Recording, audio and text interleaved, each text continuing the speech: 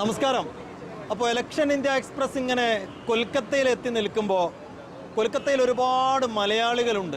എന്ന് വെച്ചാൽ വർഷങ്ങൾക്ക് മുമ്പേ സ്വാതന്ത്ര്യാനന്തര കാലഘട്ടം തൊട്ട് തന്നെ ഒരുപാട് മലയാളികൾ ഇവിടെ ഉണ്ട്.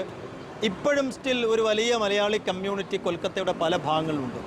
നമ്മോടൊപ്പം തലശ്ശേരിയിൽ നിന്നുള്ള മിസ്റ്റർ ബദറുൽ ഹുദായും അദ്ദേഹത്തിൻ്റെ മകൻ ഫിറോസ് കയും ഉണ്ട്. ഇവിടെ വലിയ വ്യവസായ സ്ഥാപനങ്ങളൊക്കെ നടത്തുന്ന ആളുകളാണ്.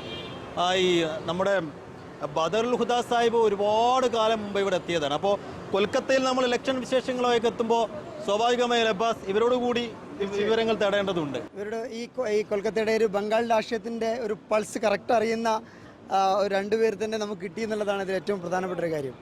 എത്ര കാലം ഇപ്പോൾ ഇവിടെ? ഞാൻ 1957 കൽക്കട്ടയിൽ വന്നതാ. ബ്രിട്ടീഷ് മുഴുവൻ പോയി തീർന്നിട്ടില്ല. അന്നേരം ബ്രിട്ടീഷുകാർ